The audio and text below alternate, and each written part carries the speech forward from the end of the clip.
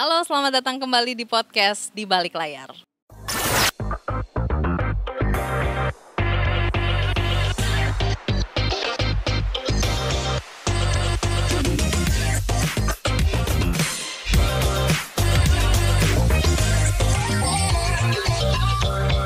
Podcast Di Balik Layar.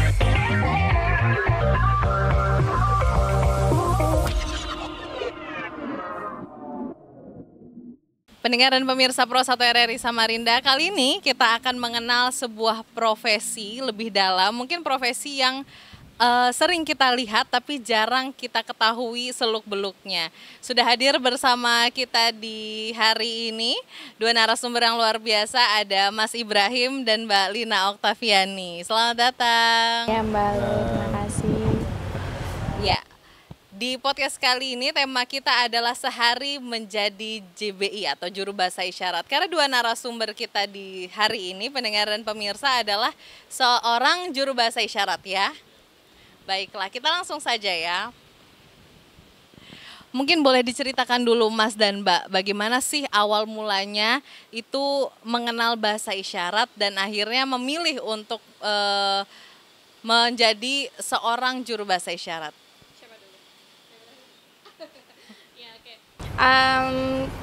Awal mula mengenal bahasa isyarat, kebetulan saya itu berkuliah mengambil jurusan pendidikan khusus Mbak. Cuman pada saat itu di kampus tidak ada mata kuliah khusus bahasa isyarat. Jadi saya tertarik untuk mempelajari dengan cara bermain musik. Jadi mengcover sebuah lagu dengan bahasa isyarat, tapi pada saat itu masih menggunakan CB atau Sistem Bahasa Isyarat Indonesia. Jadi di Indonesia kan ada dua bahasa isyarat nih. Nah pada saat itu saya masih menggunakan CB dan aktif membantu teman-teman bahkan kakak tingkat di kampus untuk kita cover, perform sama-sama di kampus dengan bahasa isyarat CB itu. Baik, kalau Mas Ibrahim nih? Saya sih lebih ke agama ya. Dari ada pengajian, ada teman-teman, ada satu jamaah dari Bandung waktu itu saya lupa tahun 2013 kalau nggak salah. Ya. Nah, jadi di situ dikasih tahu lah teman-teman bahwa ternyata di kota kita khususnya di Samarinda ya, di Samarinda ada seseorang yang tidak bisa mendengar. Nah, tapi memerlukan semua akses ya, memerlukan informasi ya, informasi. Dan selama ini mereka itu tidak tersentuh baik dari agama maupun bagian umum. Nah, dari situ saya pikir tergerak hati saya untuk belajar gitu. Dari situ awal mulanya. Baik.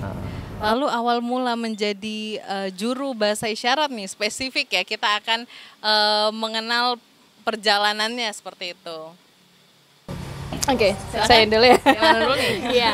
Oke, jadi tadi berkelanjutan dengan yang saya sampaikan di awal terkait bagaimana saya mengenal bahasa isyarat. Jadi di tahun 2014 pada saat itu ada debat gubernur Kalimantan Selatan pada saat itu. Nah, dari pihak TV di sana, stasiun TV di sana meminta ke kampus saya untuk adanya penerjemah dulu namanya, bukan juru bahasa isyarat. Jadi dari kampus meminta saya lah karena terkenalnya mahasiswa paling aktif untuk sharing terkait CB tadi. Nah, dengan ilmu seadanya, tidak tahu terkait kode etik JBI seperti apa, JBI itu seperti apa dan sebagainya, memberanikan dirilah untuk menjadi penerjemah pada saat itu dan live di acara debat itu. Tapi ternyata setelah selesai debat itu, saya diserbu teman-teman tuli dari organisasi tuli Kalimantan Selatan pada saat itu. Tuh saya ditunjuk-tunjuk, kamu mau kasih kami akses yang sebenarnya, tapi sebenarnya tidak memberikan akses itu karena kamu menggunakan CB tadi. Nah, akhirnya dari situ saya tergerak untuk oke, kalian harus ajarkan saya Bisindo. Dan sampai sekarang alhamdulillah masih belajar dan pelan-pelan untuk membantu memberikan akses informasi ke teman-teman seperti itu. Oke, jadi berawal dari niat yang mulia tapi karena ketidaktahuan jadinya ini ya. Tapi di situ juga yang memotivasi saya untuk belajar semakin dalam lagi terkait bahasa isyarat Indonesia atau Bisindo itu sendiri. Oke, silakan Mas Ibrahim. Saya pengalaman pertama itu waktu ulang tahun organisasi mereka, Gergatin, Gerakan Kesejahteraan Tunarungu Indonesia yang di Kalimantan Timur.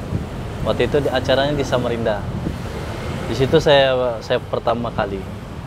Sebenarnya saya nggak merasa nggak bisa ya, masa nggak layak gitu. Cuma keadaan di Samarinda waktu itu tuh nggak ada juru bahasa isyarat yang lain. Dan memang waktu itu teman-teman yang tuli dari organisasi itu memang menyuruh saya. Jadi ya terbatas sambil ya memang tidak, makanya saya tidak berani ya kayak Lina kan langsung live gitu ya. Oh saya offline gitu. Oh, itu masih offline gitu ya. Offline di acara ulang tahun mereka gitu. Lalu tantangan terbesarnya nih, kita akan mulai spesifik nih. Tantangan terbesar menjadi juru bahasa isyarat gitu. Mungkin dengan mungkin banyak ketidaktahuan ya terkait perbedaan tadi Sibi ya dengan Bisindo seperti itu. Jadi tantangannya itu seperti apa? Iya, tantangan terbesar dari awal mulai saya belajar itu, saya tidak paham terkait konsep dari bahasa isyarat sendiri itu seperti apa.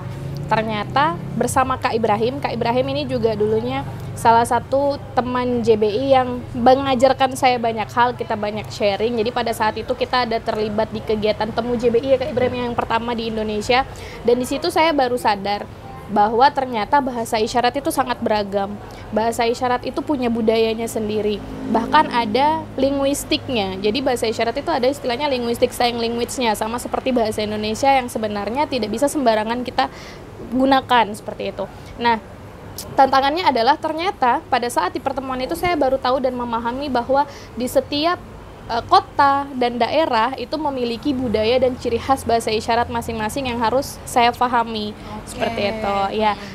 Misalnya saya dari Tenggarong, teman-teman tuli yang di Tenggarong itu punya bahasa dan bahasanya sendiri, dan teman-teman di Samarinda pun sama, tapi di dalam perbedaan itu mereka masih bisa berkomunikasi dengan sangat baik seperti itu. Gimana Kak Ibrahim? Sebenarnya tantangannya lebih ke apa ya? Lebih ke bagaimana buat mereka itu menerima gitu. Kalau memang udah Lina sampaikan ya, ada konsep mereka ya, tidak sama dengan kita gitu. Ya. Cara susunan bahasanya. Beruntungnya saya itu memang saya ini orang yang orang yang teknisi, orang praktek. Praktek. Jadi memahami itu, dan waktu itu memang yang jamaah dari Bandung datang itu memang salah satunya emang tuli pemenang ASEAN, Sibi tapi. Dari situ saya belajar. Dengan teman-teman juga bagaimana konsep Bisindo itu. Tapi sampai sekarang tetap belajar. Ya, masih belajar. Jadi sebenarnya Mbak, tantangannya itu selain itu tadi, kepercayaan, bagaimana cara kita memberikan kepercayaan kepada teman-teman tuli untuk bisa mempercayai kita, si pemberi informasi yang valid memang benar-benar untuk mereka, seperti itu.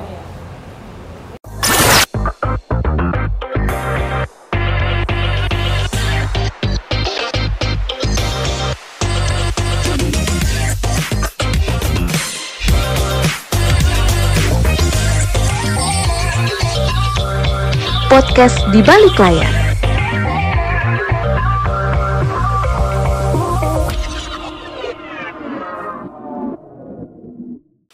Ya, halo, bertemu lagi dalam podcast di balik layar. Kita sedikit agak berbeda ya setting tempatnya ya Mas dan Mbak, karena cuaca hujan di luar yang tidak kunjung reda nih, jadi kita akhirnya pindah sementara di sini ya di dalam. Kita lanjutin, tadi sudah ngobrolin tentang tantangannya menjadi juru bahasa isyarat ya.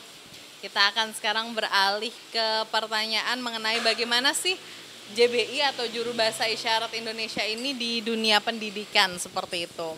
Ini spesifiknya ke Mbak Lina ya, karena Mbak Lina ini seorang pengajar juga Mbak. Oke deh, bagaimana Mbak rasanya mendampingi siswa tuli di sekolah atau di kampus? Ya. Karena background saya selain juru bahasa isyarat tadi, saya adalah seorang pengajar di salah satu SLB yang ada di Tenggarong, juga mengajar sebagai dosen di salah satu universitas swasta yang ada di Tenggarong juga. Luar biasa, awal mula dulu waktu saya pertama kali bekerja di SLB yang ada di Tenggarong, teman-teman atau peserta didik tuli itu mereka masih belum sama sekali aware terkait pentingnya bahasa isyarat, pentingnya menerima sarana informasi. Jadi mereka masih masa bodoh.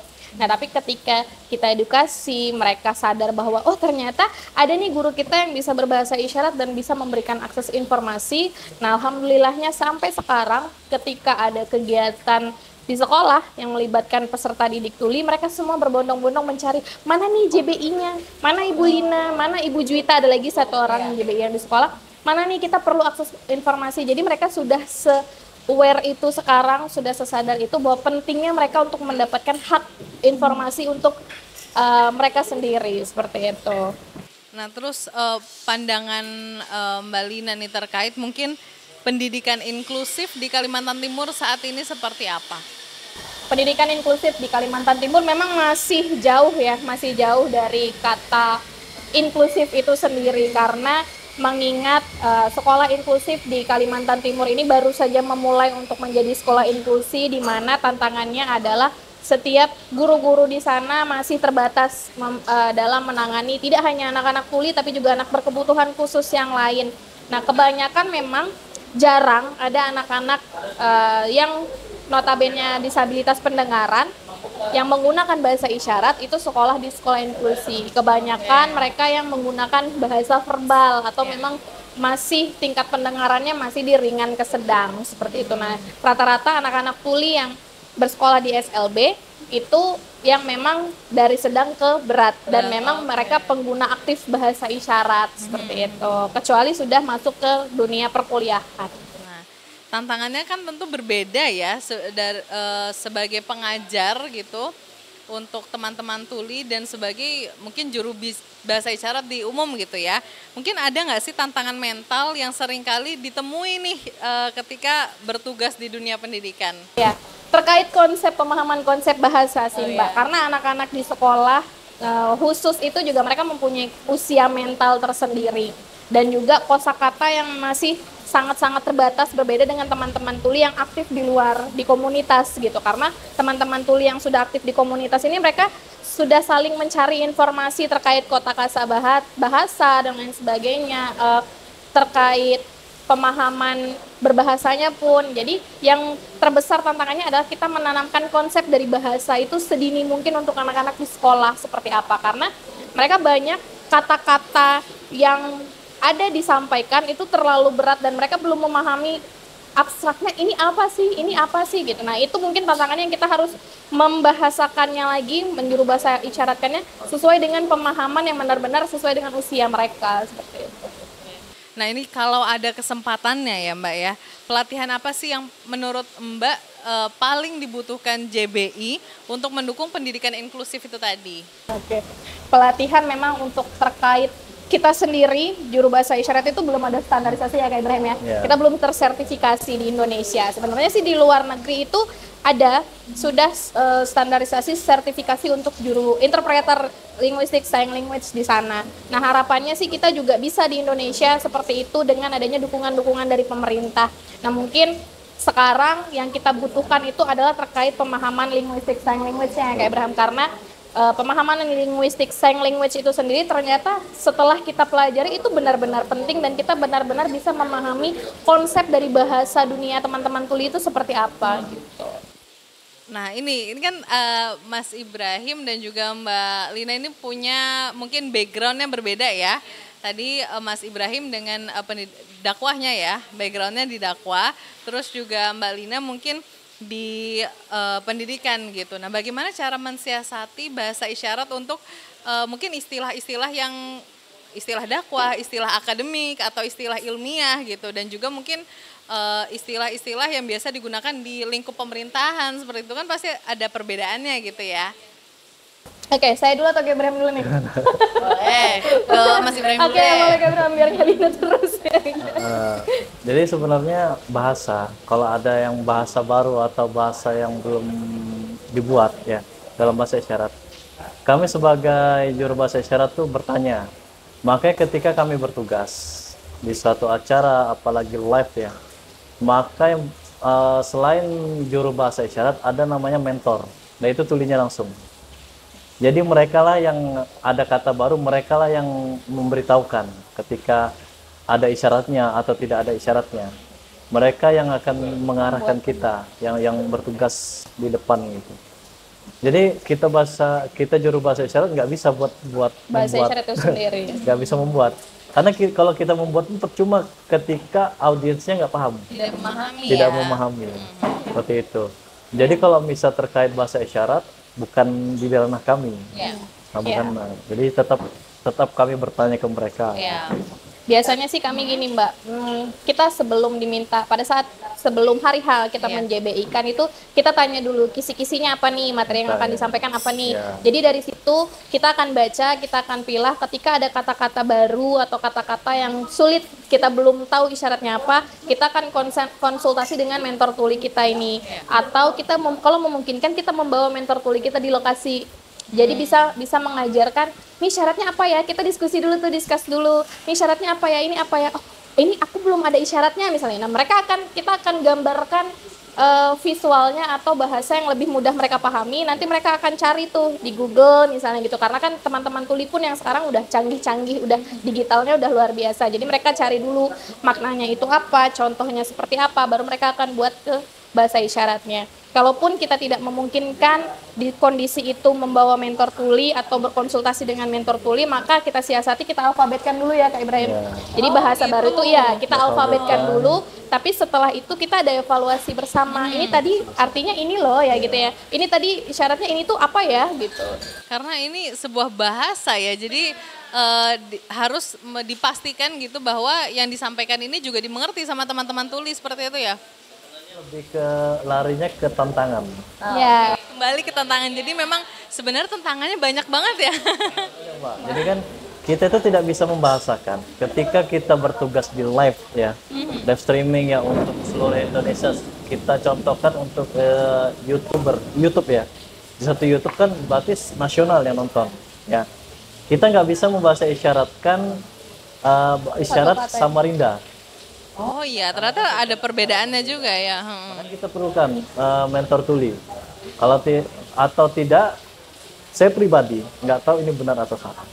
Cuma saya sudah konsultasi dengan teman-teman di Samarinda yang tuli, bahwa kalau tidak ada katanya, setelah dialfabetkan kita mencarikan persamaan, Betul. persamaan kata atau persamaan makna, Makna ya. seperti itu. Baji, berarti setiap ada kata-kata baru yang mungkin harus ditelaah dulu ya, itu step by stepnya banyak ya, cukup.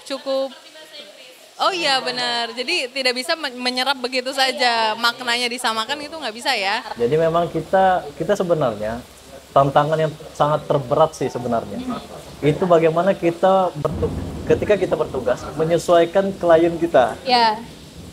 Dan klien tuh selalu berbeda-beda ya. Selain Kondisinya. daerah, berbeda daerah, bahkan di Latar satu daerah tuh berbeda. Ya, Gitu. betul. Nah ini pasti juga merupakan ilmu dan wawasan yang baru ya untuk pendengar dan pemirsa juga. Karena kalau kita lihat di TV ketika ada acara-acara besar seperti itu, yang kita lihat adalah juru bahasa isyarat di ujung ya, di ujung bawah, ujung kanan kecil atau di bawah gitu atau di atas itu ya yang kita pahami adalah hanya mengisyaratkan apa yang sedang berlangsung kan.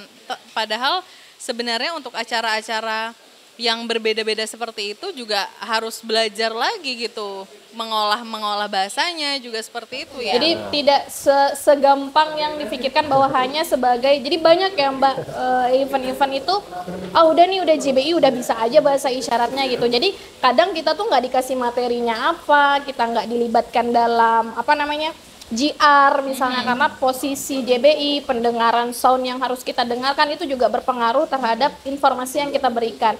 Dan kita harus mengolah bahasa ini tadi, itu sebagaimana kita harus mengolah sesuai dengan pemahaman teman-teman audiens tuli kita. Yeah. Itu sementara tadi yang disampaikan Kak Ibrahim bahwa kondisi individu teman-teman itu berbeda-beda seperti itu loh. Tidak semuanya bahasanya penerimaannya sama. Itu yang sulitnya.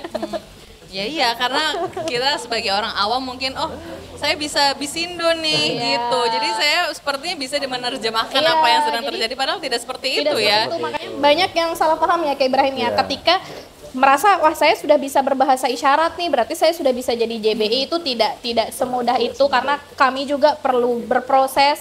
Kami pun agar bisa, alhamdulillah kita juga sudah terdaftar di Pusat Layanan Juru Bahasa Isyarat Indonesia yang ada di Jakarta. Tapi tidak semudah itu juga kami bisa masuk di dalamnya. Jadi memang yang pertama adalah selain kita mengikuti kelas bahasa isyarat dasar itu tadi, yang kedua kita harus diakui oleh teman-teman tuli. Ya, jadi teman-teman tuli dulu yang menentukan bahwa kita ini udah bisa kasih akses informasi yang baik dan benar belum ke mereka gitu loh. Jangan sampai kita hanya berbahasa isyarat tapi ternyata tidak memberikan akses informasi yang sebenarnya. Apalagi JBI ini tidak hanya dari mengisyaratkan verbal, merubah dari verbal ke bahasa isyarat, tapi kita juga harus bisa mengemas dari bahasa isyarat yang mereka isyaratkan kita rubah ke verbal. Oh iya, jadi harus dua arah ya, harus memahami. Kadang kita sulitnya di situ. Jadi selain kosakata baru tadi, kita ketika teman-teman tuli diminta untuk jadi narasumber, otomatis kan kita harus menjadi mulutnya mereka nih, suaranya mereka. Kita harus bisa benar-benar menyampaikan apa yang mereka sampaikan. Dulu pada saat saya menjadi awal mula mencoba menjadi JBI verbal, itu saya kebingungan karena tata bahasa mereka itu berbeda dengan kita. Banyak terbolak-baliknya seperti bahasa Inggris lah. Bahasa Inggris itu seperti apa? Nah, kompleksnya juga sama di teman-teman tuli seperti itu. Jadi kita harus memutar otak gimana ya supaya audiens dengar lainnya ini bisa memahami apa yang disampaikan teman-teman tuli gitu. Begitu juga sebaliknya gitu. Nah, kita lanjutkan nih karena ternyata memang ibaratnya ya beda urusan kerjaannya akan beda juga bahasanya gitu ya. Jadi ada nggak sih pengalaman mungkin mendampingi teman tuli untuk menjadi juru bahasanya ya, juru bicaranya di rumah sakit atau di kantor pemerintahan seperti untuk urusan biasanya kan ya. Mungkin ada Mas Ibrahim?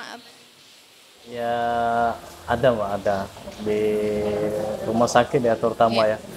Sebenarnya yang sampai saya berkesan dari sekian banyak itu ada satu rumah sakit di Kalimantan Timur ya, di Kalimantan Timur, bahwa dia itu memasakkan untuk verbal.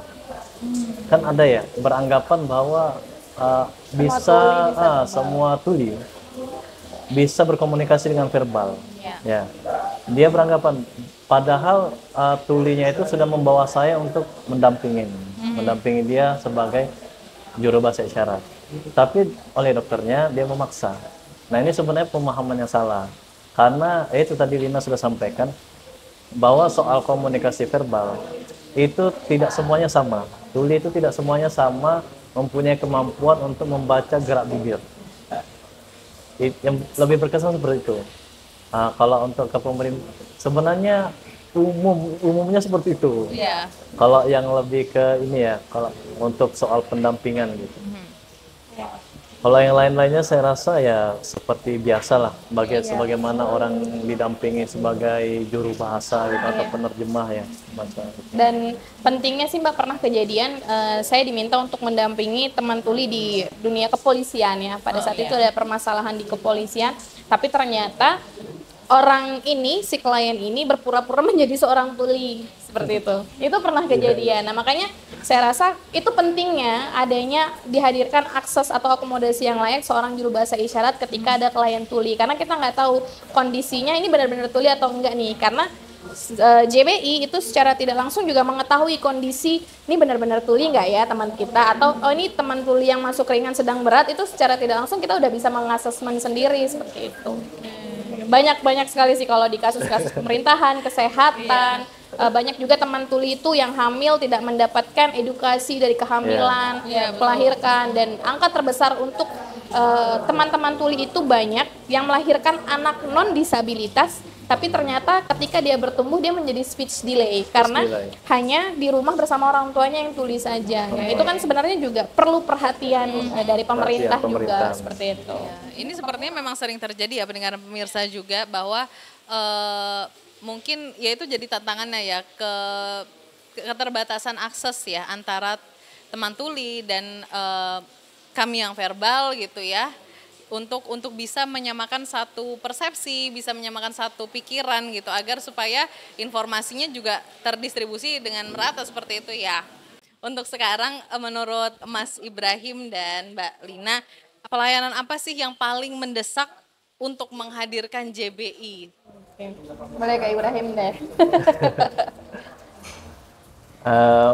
Kalau untuk khususnya di Samarinda ya, untuk Samarinda yang lebih mendesak ini seperti informasi ke masyarakat, ya, informasi masyarakat. Terutama tuh seperti informasi yang diberikan oleh kepala daerah, itu sih yang lebih mendesak. Karena banyak sekali informasi dari pemerintah untuk masyarakat, tapi teman-teman tuli itu tidak mendapatkan, tidak mengetahui karena kurangnya akses. Oke, kita kasih contoh COVID kemarin. COVID, mereka mendapatkan informasi permasalahan COVID itu datang di Indonesia kurang lebih sekitar 6 bulan baru mereka mengetahui. Itu yang paling itu kan tertentu. Iya. Mereka taunya hanya sakit meninggal. Mereka tidak tahu apa permasalahan. Seperti itu. Nah, yang saya rasa itu seperti itu. Yang paling penting itu terutama kepala daerah, apalagi terutama kepala daerah, bahwa ketika ada ingin disampaikan oleh masyarakat umum, maka cobalah memberikan akses. Cobalah memberikan akses.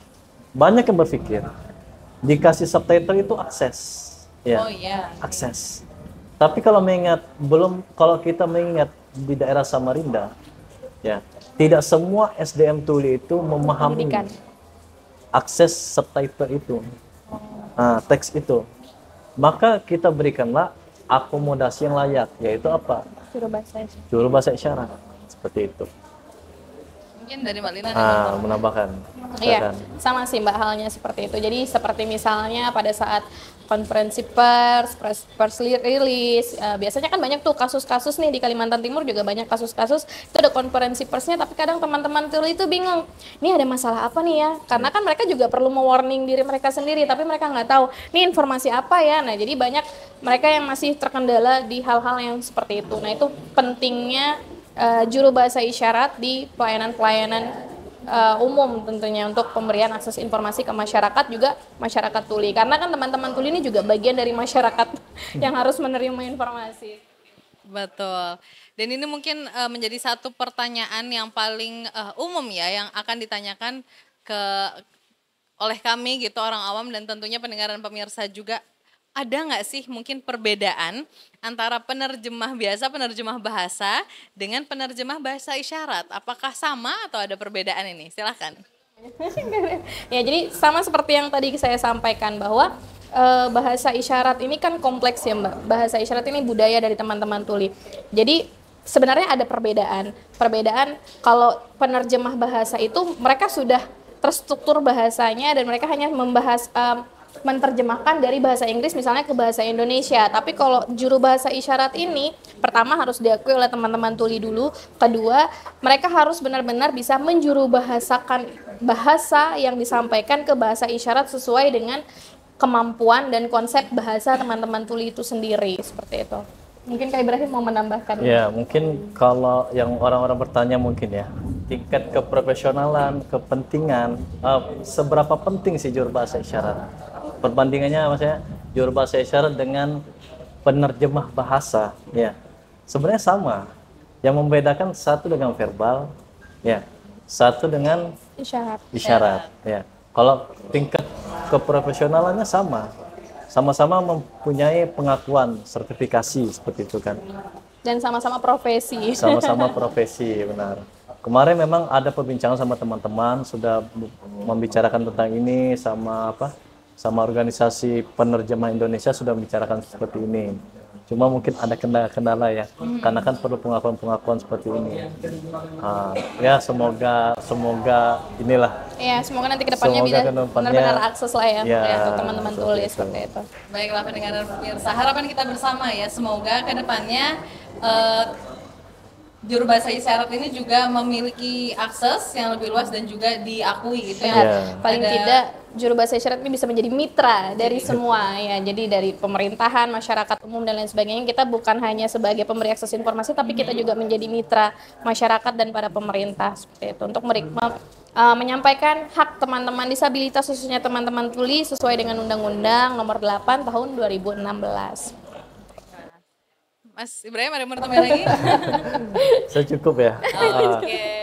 Saya kurang lebih seperti itulah. Wah, luar biasa sekali ya, di podcast kita hari ini ternyata kita benar-benar bisa menjadi JBI gitu, sehari menjadi JBI karena kita akhirnya mengenal dan memahami bahwa ternyata untuk menjadi juru bahasa isyarat ini tidak serta-merta, tidak hanya ketika bisa bisindo terus bisa menjadi juru bahasa, dan juga ketika sudah terjun menjadi sebuah profesi juru bahasa isyarat pun masih banyak hal-hal yang harus terus dipelajari. Jadi semoga informasi yang kami hadirkan kepada Anda pendengar dan pemirsa RRI Samarinda di rumah hari ini bisa bermanfaat dan juga tentunya menginspirasi. Dan saya Dita Rania pamit undur diri. Terima kasih untuk Mas Ibrahim dan Mbak Lina untuk hari ini ya waktunya. Sampai jumpa di podcast di balik layar berikutnya.